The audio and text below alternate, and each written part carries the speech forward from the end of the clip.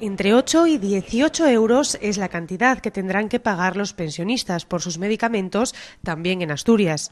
Así lo establece el Real Decreto que se aprobará el viernes en el Consejo de Ministros. Con ello se pretende contribuir a recortar los 7.000 millones de euros de déficit de la sanidad española, pero también se pone fin a la gratuidad de los fármacos para los jubilados. Hemos querido conocer la opinión de los afectados. Ellos nos bajaron la pensión, ahora esto pues agárratelas. Yo prácticamente no me toca pagar nada porque tengo una jubilación pequeña y lógicamente pues no me queda, no tengo para poder pagar los medicamentos. Nosotros somos jubilados y no es que te sobre, pero bueno, lógicamente todo el mundo tiene que poner un granito de arena, si no esto se derrumba.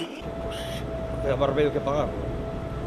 Te obliga la liga. Un atropello, pienso yo, porque si tenemos una pensión baja y encima hay que pagar medicamentos en una edad que se necesita. Yo los jubilados me parece bien porque hay muchos jubilados que tienen unas rentas más altas que trabajadores y estaban exentos de pagar. 8 euros de un lado, 8 euros de otro y 8 de otro, pues enseguida el sueldo se me va. Tal y como dicen que están las cosas, que debe ser verdad, pues me parece lógico, y si solamente la cosa acaba ahí, podríamos estar contentos. Sí, ¿qué remedio nos queda? ¿O nos dejan alguna opción?